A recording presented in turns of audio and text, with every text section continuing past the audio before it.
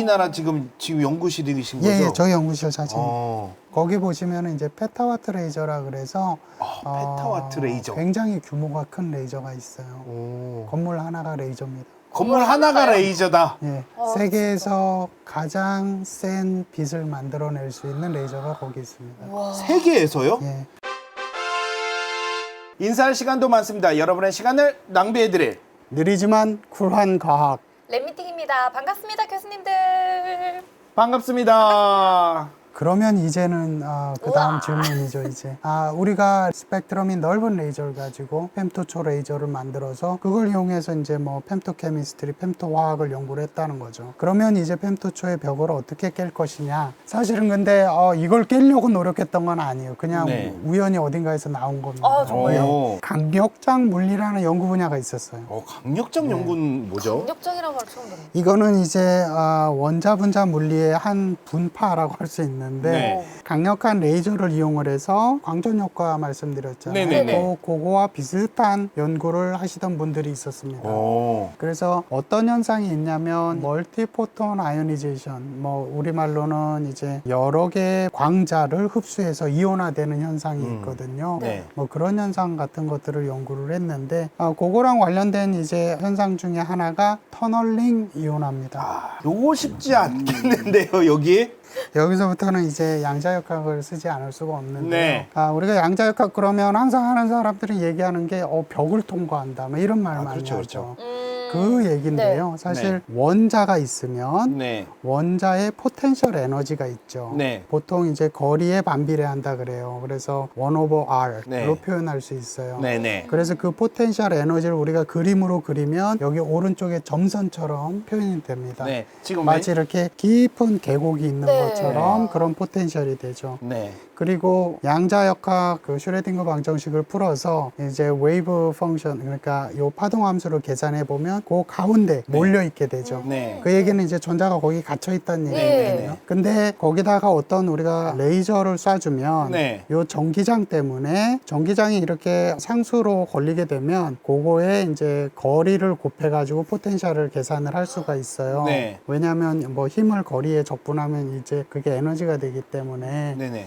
그래서 거기에 이 포텐셜이 이렇게 살짝 틀어져요. 그러면 그 안에 있는 전자 입장에서는 어떻게 보면 한쪽 벽이 이렇게 낮아진 거죠. 무너진 거죠. 네. 약간. 근데 이거를 고전적으로 생각하면 이 전자는 그 벽을 넘어갈 수는 없어요. 근데 양자역학적으로는 빠져나갈 수가 있죠.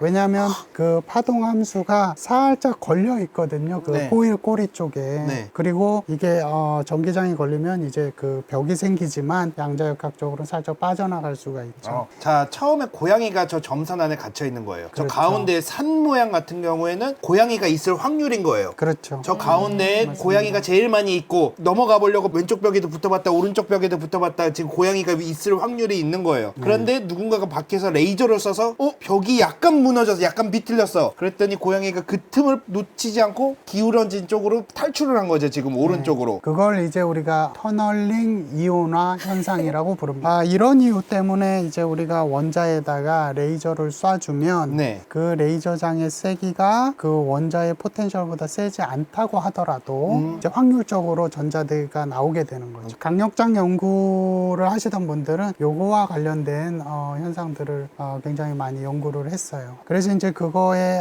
관련된 연구들 중에 하나가 이제 여기서 보이는 첫 번째 논문인데요. 네. 피지컬 리뷰 레터스라 그래서 물리학계에서는 굉장히 좋은 저널, 최고의 저널 중에 하나로 생각되는 저널입니다. 그래서 이분이 관측한 게 뭐냐면 아인슈타인의 광전 효과처럼 우리가 어떤 가스가 있고 레이저를 쏴주면 이온화가 나오긴 하는데 문제는 아인슈타인 시절에는 레이저 빛이 너무 약해가지고 네. 빛의 세기를 올려도 전자가 이온화되지 않고 프리퀀시를 올려줘야만 전자가 이온화가 됐다. 네. 이런 설명이었는데 네. 이제 레이저의 빛이 세지면 네. 그 레이저의 광자를 여러 개를 동시에 흡수할 수가 있어요. 그래서 이제 이온화가 가능해지거든요. 네. 그 레이저가 광자를 하나 흡수하는 거를 이제 화살표로 표시하면 자료 화면의 그 왼쪽 아래에 있는 화살표 하나가 이제 하나의 흡수예요. 광자 한 개를 흡수했고 여러 개를 흡수해 가지고 이제 이온화를 시킬 만큼의 에너지를 가지게 되면 이제 이온화가 되는 거죠. 그리고 또 광자를 하나 더 흡수하면 그 이온화된 거 위에 또 하나의 픽이 더 생겨요.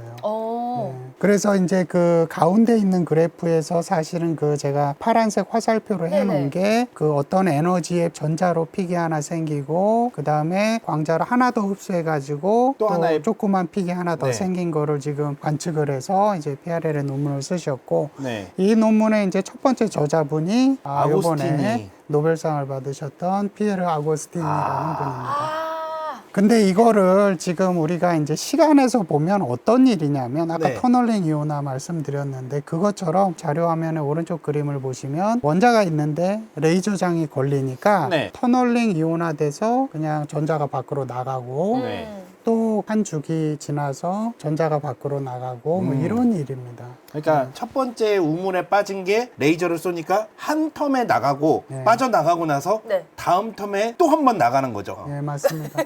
이거를 양자역학 생각 안 하셔도 돼요. 그냥 원자가 있고 우리가 레이저를 걸어주니까 전자가 그냥 밖으로 나간다. 이게 이제 현대 와서는 이제 문턱 넘어 이온화되는 현상, above threshold ionization 이라는 말로 부릅니다. 댓글 중에 광전 효과랑 뭐가 다르냐라고 네. 말씀하셨는데 일종의 광전 효과인데 아인슈타인이 광전 효과를 발견했던 시절에는 빛이 약해가지고 네. 네. 한 번에 광자 하나만 흡수해서 이온화됐다면 지금은 여러 개의 광자를 동시에 흡수해서 이온화될 수 있기 때문에 그 정도의 세기가 됐기 때문에 훨씬 더 낮은 주파수에서도 이온화가 될 수 있다. 아. 두 번째 논문을 제가 여기 넣어뒀는데요. 이것도 네, 그 다음 사실 장 조금 주시면요. 복잡하기는 해요. 그래서 아까는 우리가 레이저를 쏴주면 전자가 나간다고 했잖아요. 네. 네. 근데 그런 일만 있는 게 아니고 이제 레이저를 쏴주면 전자가 나가요. 네. 처음에. 근데 이게 레이저 펄스가 이렇게 앞으로 쭉 진행되면 이제 전기장의 방향이 바뀌죠. 그러면 이 나갔던 전자가 다시 돌아와요.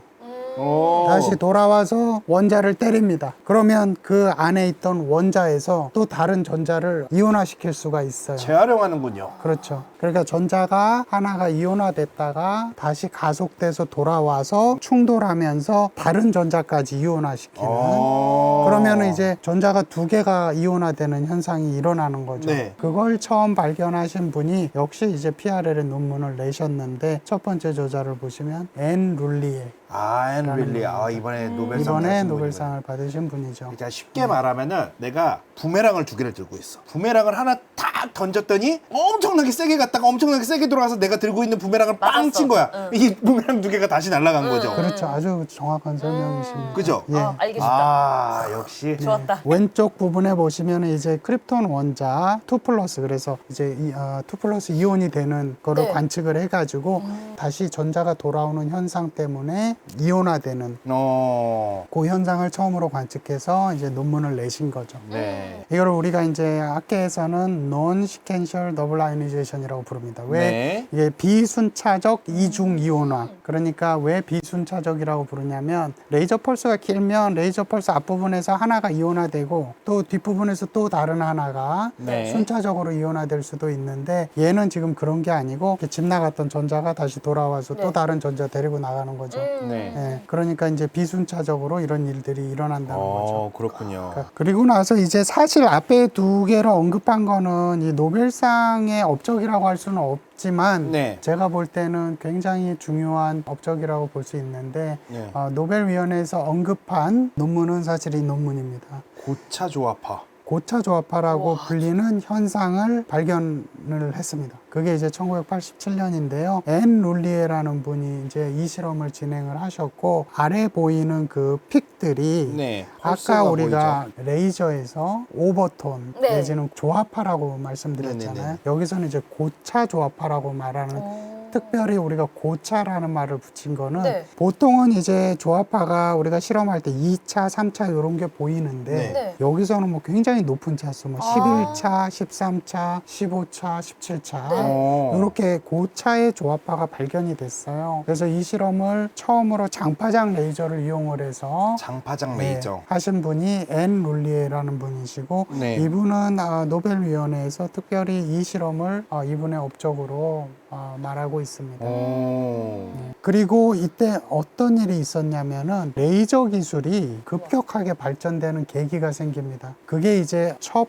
펄스 증폭 방법이라는 새로운 방법이 개발이 되거든요. 네. 그걸 개발하신 분들이 저라드 머로우 교수님과 그 당시에 이제 그 지도 교수님이셨고 지도 학생 실험을 진행했던 학생 다나 스트릭랜드라는 요 두 분이서 2018년이죠. 불과 이제 5년 전 네. 노벨상을 받으셨는데 이게 어떤 기술이냐면 레이저 펄스를 엄청나게 세게 만들 수 있는 기술이에요. 그러니까 그 전에도 물론 강력한 레이저는 있었지만 그렇게 효율적이진 않았는데 네. 이분들이 이걸 만듦으로 해서 레이저를 훨씬 더 세게 만들 수가 있었죠. 어. 이제 방법은 그거예요. 이제 그 당시에 레이저가 가지고 있던 문제는 뭐냐면 증폭을 하면 이제 거울들이 막 망가지고 네. 레이저를 만들어야 되는 크리스탈이 망가지고 이런 일들이 있었거든요. 네. 그래서 이걸 어떻게 해결했냐면 펄스를 굉장히 길게 만들어서 증폭을 한 다음에 맨 마지막에 가서 다시 압축을 하는 그런 방법이거든요. 그래서 여기 자료 화면에 이제 단순하게 이제 도식으로만 표시했는데 네. 하얀색 펄스가 이제 처음에 펄스고 네. 요거를 시간적으로 늘려서 길게 만든 다음에 네. 증폭을 시키고 네. 그 다음에 맨 마지막에 다시 압축을 시켜가지고 센 빛을 만드는 거죠.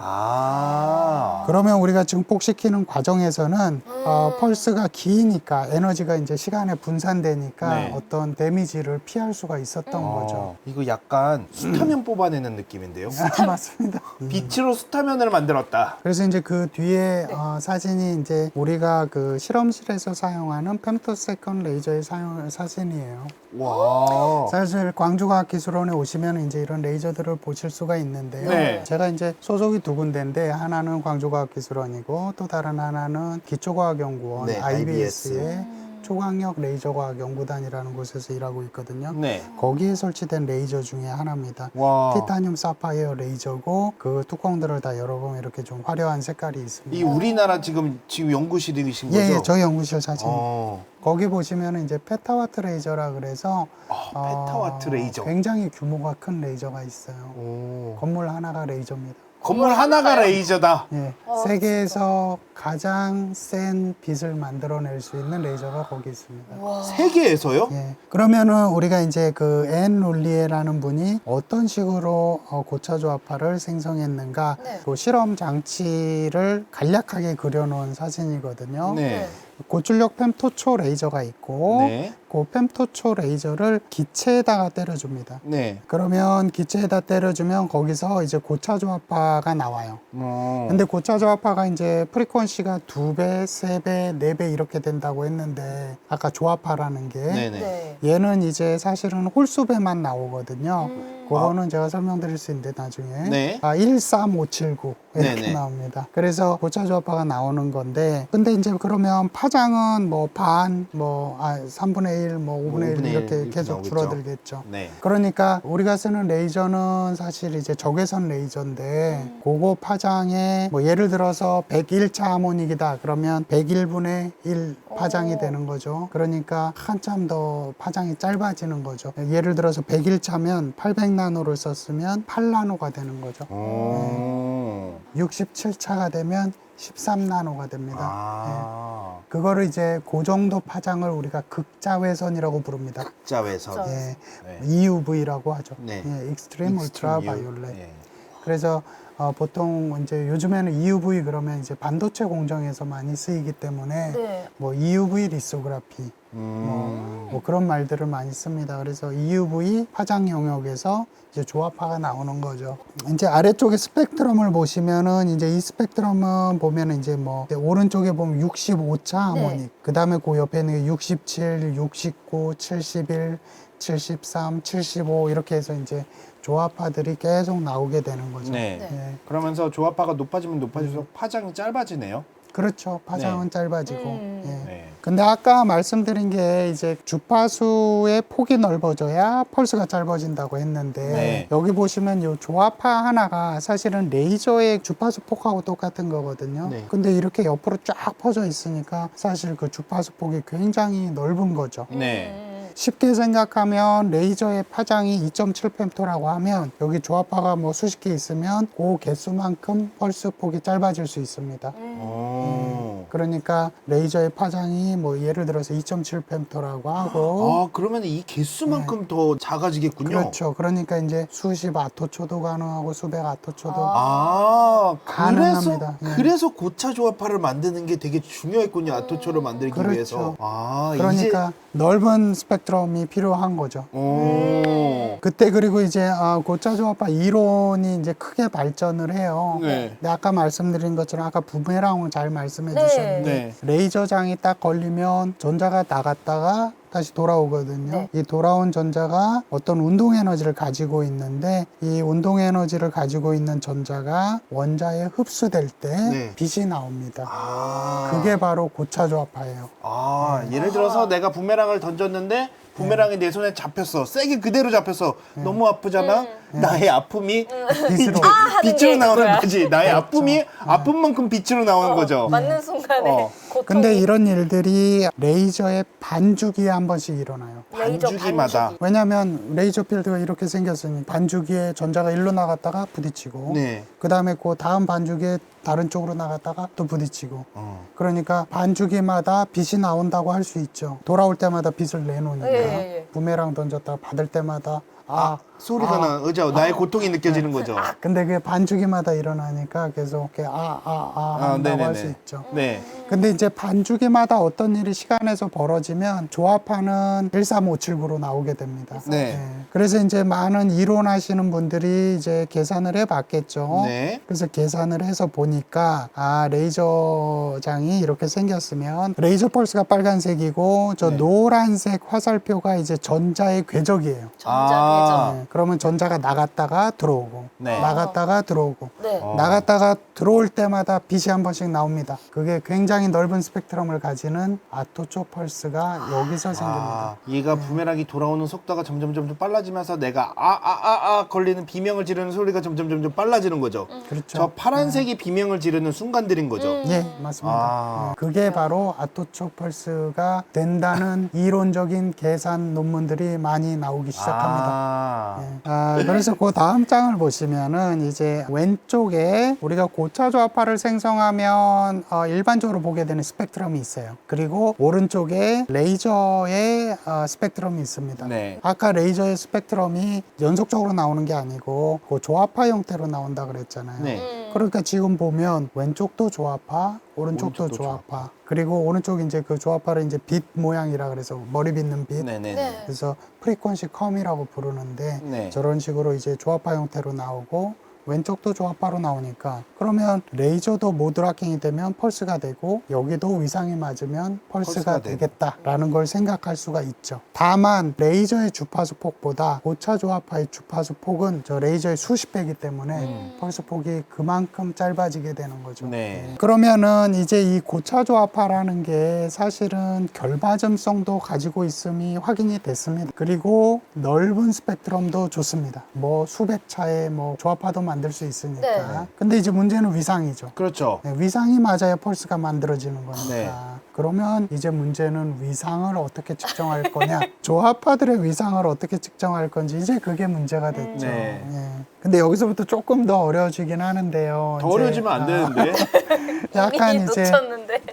양자역학적인 개념이 필요해요. 네. 왜냐하면 극자외선 조합파의 위상을 어떻게 측정할 거냐. 이제 양자 간섭 효과라는 걸 이용을 해요. 네. 그래서 여기 이제 그 자료 화면 보시면은 이제 0의 더블 슬릿처럼 요거 너무 나와 유명하죠. 있는데 뭐 전자로 해도 되고 레이저 같이 네. 결맞음성이 있는 빛을 이용을 해도 됩니다. 네. 그러면 이제 중요한 거는 전자를 이용할 때 전자가 두 개의 패스를 지나서 벽에 부딪힐 때 전자 하나만 디텍트하면 전자 하나인데 네. 수많은 전자를 관측해 보면 어떤 이런 분포가 보이게 되죠. 오른쪽과 지금 네, 오른쪽이 오른쪽처럼 네, 뭐죠? 간섭 무늬가 보이게 됩니다. 네. 그렇죠. 지금 무늬가 이렇게 예. 줄이 5개가 가는 전자가 게 이제 점점 하나씩 보이는 하나씩 거죠? 막 부딪힐 때마다 저 점을 찍어 보면 이렇게 간섭 무늬처럼 보이게 되는 거죠. 네. 예. 그래서 이 효과를 이용을 해서 측정을 하는데 네. 약간 조금 복잡하긴 합니다만 설명해 보겠습니다. 네. 조합바를 가지고 아이고야. 전자를 만듭니다. 전자를 만드는데 어떻게 만드냐면 높은 차수 하나 예를 들어서 17차 조합파를 이용을 해서 광전자를 하나 만들고 네. 15차 조합파를 이용해서 또 다른 광전자를 만들어요. 그리고 얘네들의 에너지를 측정을 하는데 네. 에너지가 다르기 때문에 간섭하지 않아요. 그냥 서로 그렇죠, 다른 그렇죠. 에너지로 측정이 돼요. 네네. 그런데 조금 시간이 지난 다음에 레이저 펄스를 쏴주면 네. 17차 조합파에 의해서 이온화됐던 전자가 에너지가 조금 작아지는 현상이 생깁니다. 그리고 15차 조합파를 가지고 만들었던 광전자가 에너지가 높아지는 현상이 생겨요. 아. 그걸 이제 사이드 밴드라고 부르는데 네. 이거는 이제 일반적으로 사실은 생기는 현상이에요. 어떤 파동이 있을 때 우리가 주기적으로 변조하게 되면 이렇게 사이드 밴드라는 스펙트럼이 생기거든요. 네. 그러면 그 사이드 밴드가 우리가 이제 레이저의 시간 지연을 바꿔줌에 따라서 이렇게 물결 모양으로 나오게 되는데 그 물결 모양이 이 17차, 15차 조합파 사이에 위상을 보여줍니다. 아, 그 물결 모양이. 네. 그래서 이제 그게 어떤 거냐면 그 오른쪽 그림을 보시면 네. 빨간색이 조합파에 의해서 생긴 전자들이고 네. 그 다음에 노란색 동글동글동글한 가운데 이렇게 점점점점 그렇죠. 있는 점점점 것들이 보이죠.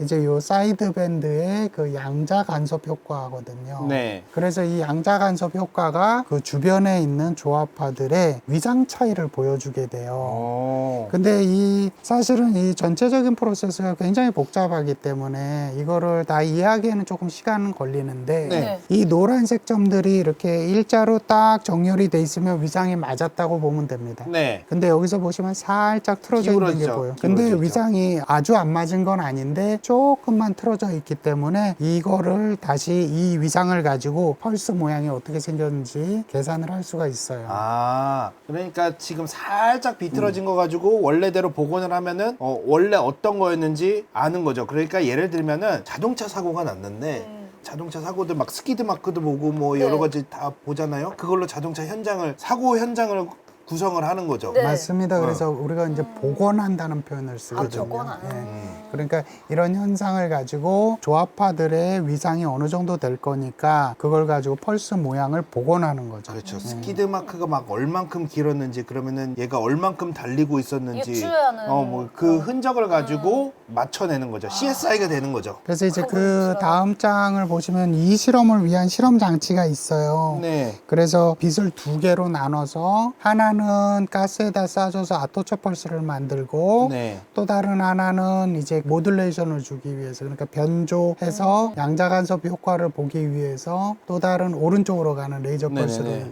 넣어주고 그러면은 아토처 펄스랑 요 레이저 펄스를 이제 그 MBES라고 써져 있는 네. 네. 저게 이제 광전자의 에너지를 측정하는 장치거든요. 네. 거기에다 넣어줘서 오른쪽에 보이는 것처럼 이런 스펙트럼을 얻을 수 있다는 거죠. 아, 지금 오른쪽에 스펙트럼을 얻은 거. 그러니까 네. 노란색 점이 찍힌 거는 다 저 과정을 통해서 쉽게 설명하면 살인 현장에서 루미놀 뿌리고 요거를 딱 키면은 네. 피 흔적이 보인다. 이런 거죠. 그래서 이제 아토처 펄스의 모양을 복원할 수가 있고 그 네. 실험을 이제 진행하셨던 네. 분 2001년입니다. 그래서 이제 사이언스에 처음으로 아토처 펄스의 모양을 복원해서 논문을 내셨죠.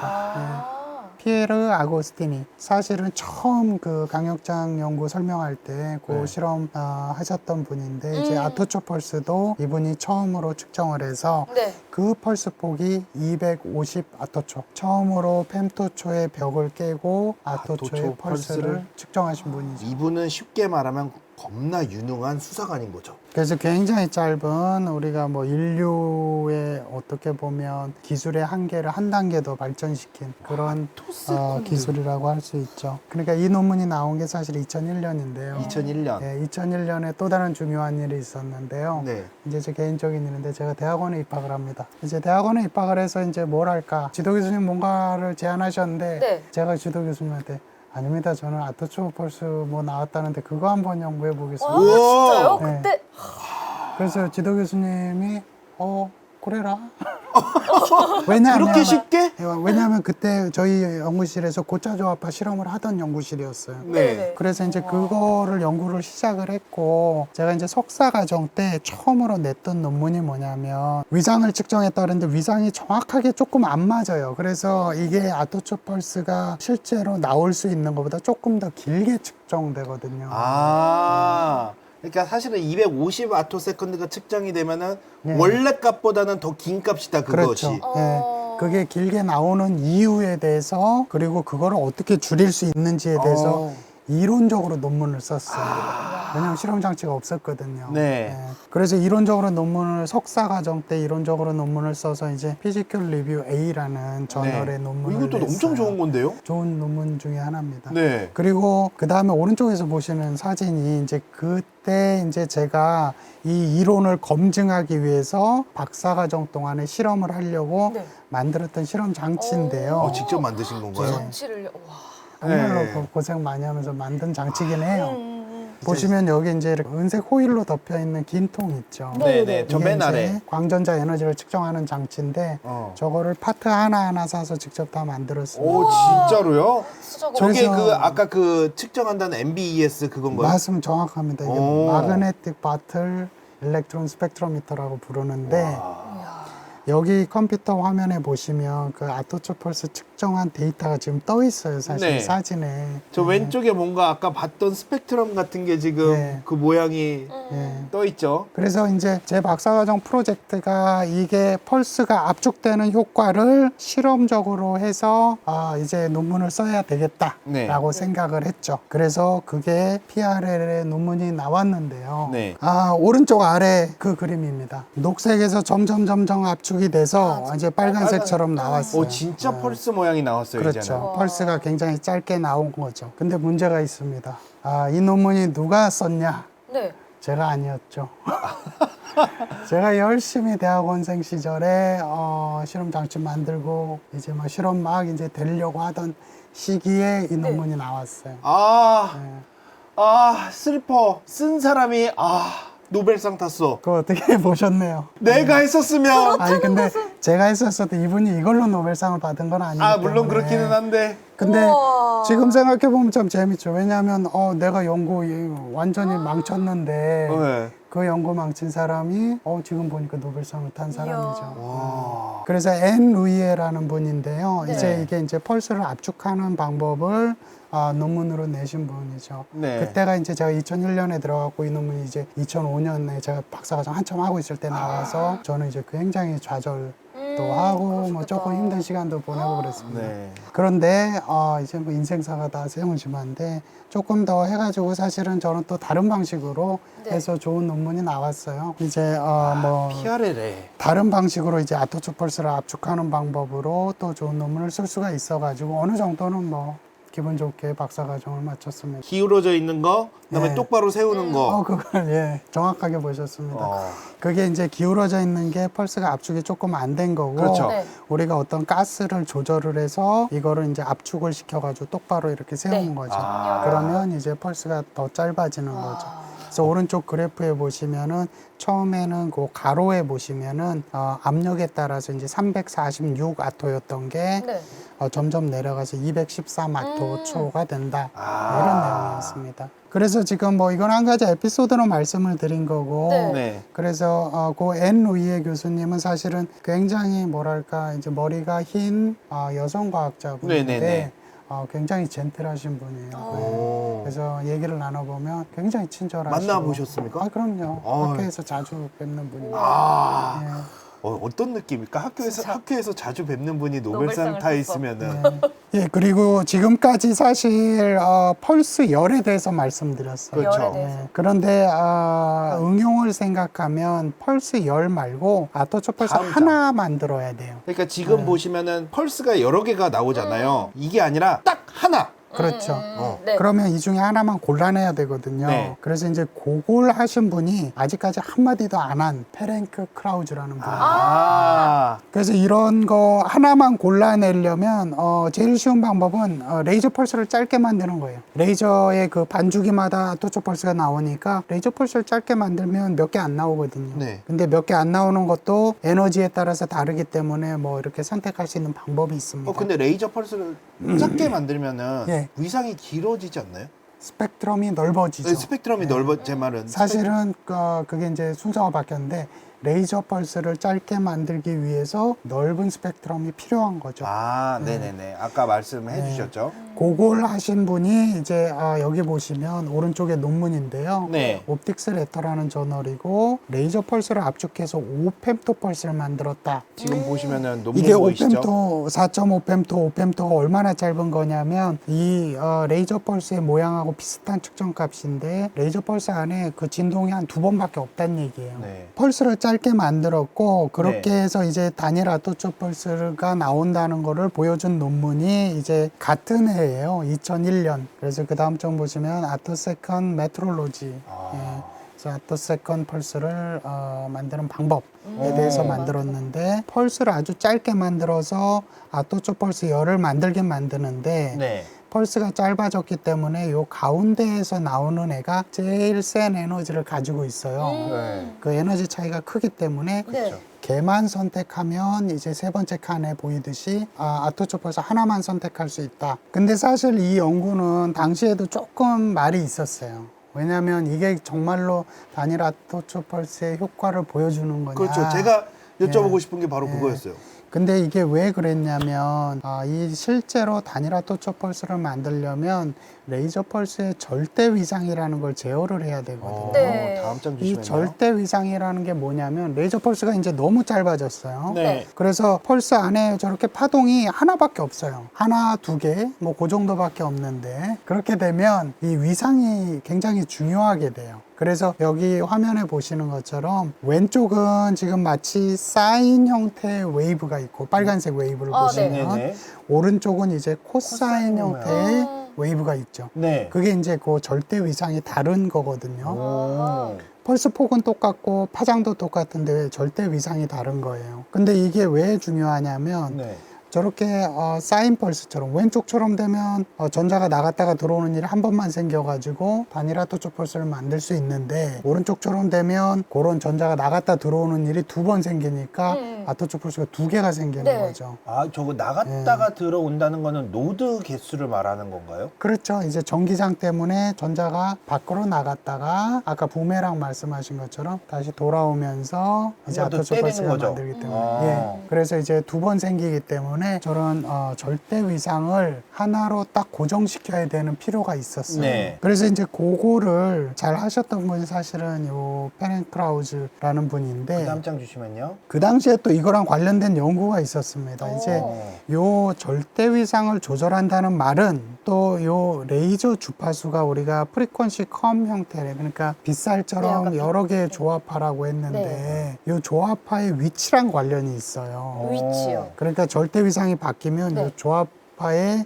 위치가 바뀌거든요. 네네네. 근데 이렇게 되면 레이저가 약간 불안정하게 돼요. 네. 그러니까 주파수가 딱 하나로 고정돼야 되는데 주파수가 약간 바뀌니까. 네. 근데 일반적으로는 이게 문제가 안 되는데 이제 아주 안정된 레이저를 필요로 하는 분야가 있어요. 무슨 뭐 어떤 뭐 원자시계라든지 네네네. 뭐 이런 것들을 연구하는 분들이 네. 그 문제를 많이 해결을 해놨거든요. 그래서 그 일을 많이 하셨던 분이 여기 이제 hen시 박사님이라고 그 업적으로 해서 2005년에 사실 노벨상을 받으셨어요. 저분은 노벨 물리학상 받으셨나요? 그렇죠. 노벨 물리학상을 받으셨습니다. 2005년에. 네. 그래서 그 다음 장 자료를 보시면 요 hen시 박사님하고 페렌크 크라우즈 요분하고 같이 이제 논문을 쓰시는 거죠. 그래서 이제 네이처에 논문을 쓰셨는데 요 절대 위상을 고정을 시켜서 단일 아토초 펄스를 만들 수 있다. 라는 논문, 그 논문을 쓰셨어요. 그래서 이제 단일 아토초 펄스를 만들고 나니까 그러면 아토초 펄스 하나 있고 레이저 펄스 있고 이제 이게 두 개를 가지고 이제 실험을 할 수가 있게 된 거죠. 그렇죠. 예. 그래서 이제 그분들이 하셨던 실험 중에 하나가 이 아토초 스트리킹이라는 실험입니다. 이게 뭐죠, 스트리킹이? 스트리킹이라는 건 이렇게 흩뿌려 가지고 뭔가를 분해해서 본다는 거거든요. 뭐가 빨리 바뀔 때 이렇게 흩뿌리면 이 변화를 볼 수가 있거든요. 네.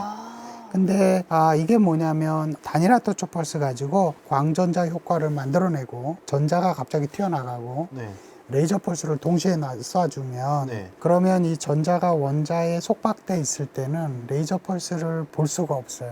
볼 그렇죠. 수가 없다는 말은 레이저 장에 의해서 가속되지 않는다는 말이거든요. 어떤 현상이 안 나타난다는 그렇죠. 거죠. 네. 근데 아토초 펄스 때문에 얘가 자유전자가 딱 돼버리면 네. 그 순간부터 레이저 장에 의해서 가속이 되거든요. 네. 그러면은 이 가속되는 양은 사실 이제 그 순간, 이온화된 순간부터 레이저 펄스가 끝나는 시간까지 이렇게 적분을 해보면 그게 이제 운동량의 변화값이 되죠. 그래서 이게 조금 간단한 식이지만 그래서 어떤 시간 t에서 무한대까지 적분한 값이 운동량의 변화가 되는데 네. 이 운동량이라는 건 전자의 운동량을 말하는 거죠. 그렇죠. 네. 근데 이제 그러면 시간 딜레이를 쫙 바꿔서 해보면 전기장의 적분값을 우리가 측정을 할 수가 있죠. 네. 펄스 값을 유도를 해낼 수가 있는 거죠. 사실 이거를 이제 물리학에서는 벡터 포텐셜이라고 부르는 물리량이고 이거를 직접적으로 측정한 처음 실험이기도 합니다. 네. 레이저 펄스가 이렇게 펄스인데 네. 이거를 뭐 우리가 볼 수 있냐 없냐. 네. 레이저 펄스를 처음으로 직접 봤다고 할 수 있는 결과물입니다. 아, 우리 레이저가 이렇게 지금 일직선처럼 보이잖아요. 네네네. 근데 그 사이에도 왔다 갔다 하는 모습이 있는데 그 모습을 직접 촬영한 처음으로 첫 번째 포착된- 사진이다. 그렇죠. 이야. 아. 레이저 펄스의 파형을 직접적으로 측정했다. 그런 얘기입니다. 그렇군요. 이제 이분들이 그래서 이거를 가지고 한 일이 뭐냐면 맨 처음 제가 퀴즈를 냈던 그 문제 광전 효과에서 딜레이가 얼마나 생길 거냐. 아, 그러니까 딱 받고 전자가 튀어나가는 그 사이에 딜레이가 딜레이가 얼마나 얼마나 생기는 음. 거냐.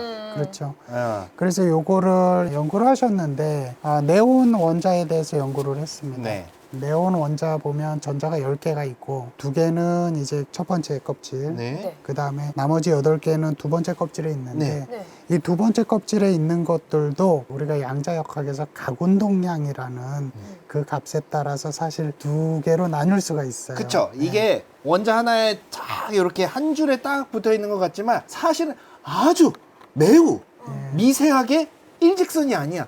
약간은 어긋나 있어. 그러니까 두 번째 층인 줄 알았는데 그 밑에 정말 2.05층만큼 네. 나가 있는 거죠. 거기에 네. 분포를 하고 있는 거예요.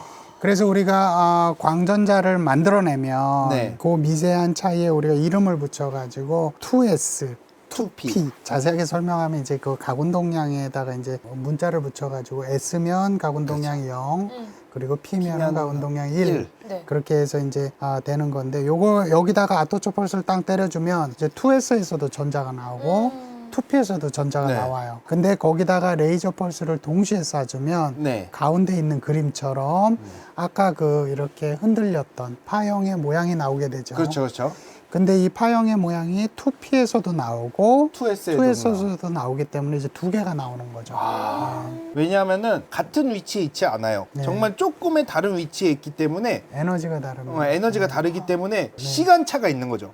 시간차도 있고 에너지 차이도 있고. 네, 에너지 차이도 있고 시간차도 있고 그래서 그 차이를 보는 거죠. 네. 근데 이 실험에서 이제 레이저 펄스를 같이 쏴줬기 때문에 이렇게 흔들리는데 네. 이 흔들림이 아주 미세하게 다르다는 걸 이 사람들이 찾아냅니다.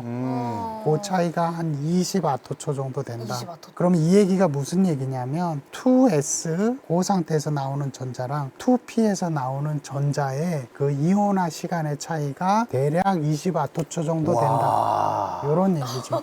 지금 자료 보시면요 위에 피크하고 예. 아래에 있는 그 피크하고. 그래프의 피크하고 예. 약간의 피크의 차이가 있어요. 지금 예. 맨 밑에 보면 X축이 딜레이거든요. 그만큼의 차이가 20아토세컨드다. 예, 맞습니다. 아. 예. 그래서 이 페렌 크라우즈라는 분이 이런 이온화될 때 지연이 일어난다는 현상에 대해서 측정을 했고요. 네. 근데 사실 이거는 이제 이론적으로는 어느 정도 예상은 됐지만 그 전까지는 이제 아토초 펄스가 없었으니까 측정을 못했던 거고 이제는 아토초 펄스가 있으니까 이런 것도 측정이 가능하게 된 거죠. 예.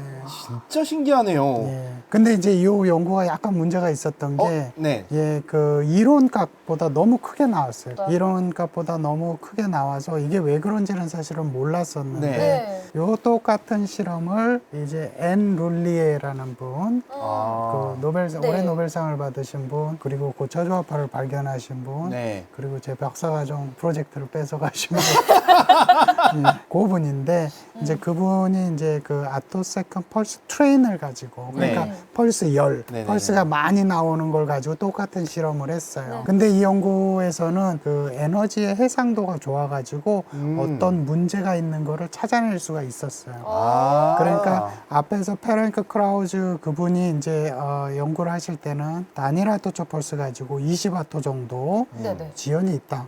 근데 이상하게 우리가 이론적으로 계산한 것보다 훨씬 크다 이런 결론을 내리셨고 여기서는 이제 에너지 해상도가 좋아서 네. 그런 문제들이 있으니까 그런 문제들 다 빼고 계산하니까 원자에서 단순히 날아가는데 생기는 지연 효과가 그 스테이트마다 다른데 2S라는 껍질에서는 3아토 정도 딜레이가 생긴다. 이게 제가 최초에 물어봤던 그 퀴즈죠. 아. 광전 효과가 있을 때 이게 이온화되는 지연 현상이 얼마나 걸릴 거냐 그거를 이제 이런 히스토리를 거쳐서 3아토가 걸린다라는 해답을 얻어내신 거죠. 와. 그래서 이분들의 업적이 이제 맨 마지막 장에 보시면 우리가 처음에 질문했던 축구공을 그냥 평지에서 굴리는 거랑 우리가 깊은 곳에서 꺼내는 거랑 시간 차이가 얼마냐.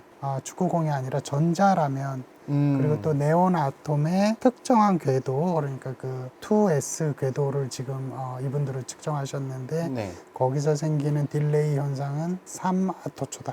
아. 0.0000000000003 이렇게 되는 거죠. 네, 여러분 인간이 이 정도의 차이를 측정할 수 있는 정도에 이르렀습니다. 진짜로. 자, 일부 인간이요. 네. 네. 전 못한. 나도 하고 싶다. 근데 못하겠다. 그렇게 해서 아토초 펄스는 뭐 노벨상을 받았고 근데 아토초 펄스를 이용한 아토 과학 분야는 끝나지 않았어요. 지금도 계속 커지는 분야고 여러 응용 연구들을 찾고 있습니다. 물론 이게 굉장히 기초 과학이기 때문에 우리가 현실 세계에서 뭐 영향을 받는 현상들을 볼 수는 없지만 연구자들에게는 굉장히 중요한 도구로 점점 더 많은 분야에서 쓰이고 있고 그 다음에 그 What's Next에 대한 대답은 사실 챕터 세컨 펄스를 벌써 얘기하는 사람들이 있습니다. 아유. 그게 10의-18승보다 더 짧은 10의-21승. 예, 이제 사람들이 이제 트라이를 하고 있습니다. 너무 재밌었습니다. 오늘 너무 재밌었고 솔직히 쉽지는 않았어요. 솔직히 쉽지는 않았지만 그럼에도 불구하고 이만큼 설명해 주실 수 있는 분도 없고 이만큼 설명할 수 있는 채널도 없었다.